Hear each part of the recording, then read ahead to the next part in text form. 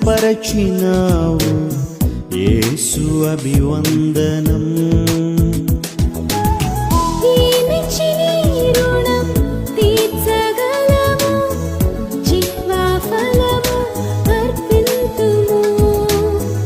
ఏమిచ్చి నీ రుణం తీర్చగలము, జిహ్వా ఫలము అర్పింతుము.